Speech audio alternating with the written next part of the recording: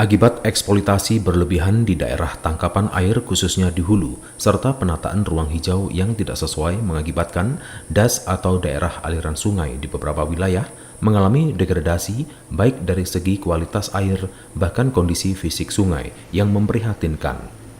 Ubah laku masyarakat untuk lebih menjaga lingkungan sekitar menjadi faktor utama untuk bisa mengembalikan kelestarian lingkungan baik di daerah tangkapan air maupun daerah aliran sungai.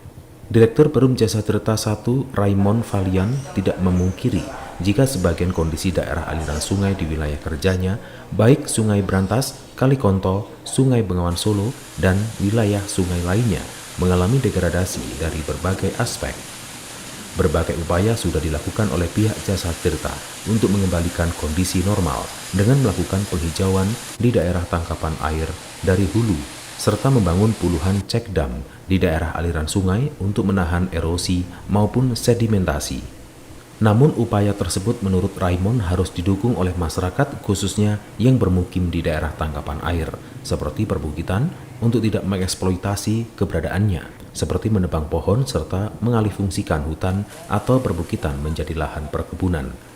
Di sisi lain, untuk memaksimalkan normalisasi daerah aliran sungai serta daerah tangkapan air, pemerintah harus ketat dalam memberikan izin pembangunan, mengingat tidak sedikit saat ini bermunculan bangunan-bangunan besar seperti villa bahkan perhotelan yang notabene dibangun di daerah tangkapan air, semisal perbukitan, dengan tidak menghiraukan AMDAL atau analisis dampak lingkungan sekitar. 2019-2020 kami membangun kurang lebih 30-an cek dam di wilayah hulu bersama-sama dengan instansi yang lain, baik itu untuk menangkap sedimen maupun untuk menangkap yang lebih besar ya, hasil yang lebih besar. Tapi itu tentu tidak cukup.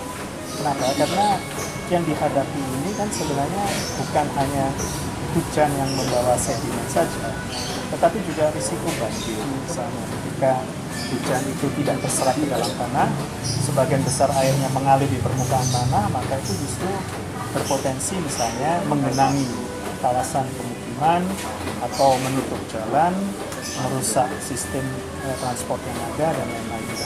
Jadi saya kira upaya kita membangun cek dam dan lain-lain itu hanya sebagian saja dari ikhtiar yang bisa dilakukan. Yang paling penting sebenarnya adalah mengajak pemerintah, masyarakat untuk bersama-sama punya komitmen pada pertama, membatasi perubahan tata ruang. Yang kedua, mendorong agar orang menahan air dengan memperbanyak tanaman atau memperbanyak vegetasi. Dan yang ketiga adalah sama-sama merawat air dengan misalnya tidak mencemarinya atau justru menjaga supaya tidak kita membuang sampah atau limbah ke dalam badan air. Lebih lanjut, Raymond menjelaskan banjir serta longsor yang terjadi di musim penghujan yang terjadi di beberapa wilayah baik kota dan kabupaten tidak terlepas dari degradasi tersebut.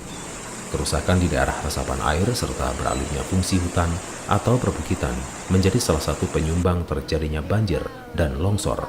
Begitu pula dengan kesalahan tata kelola ruang.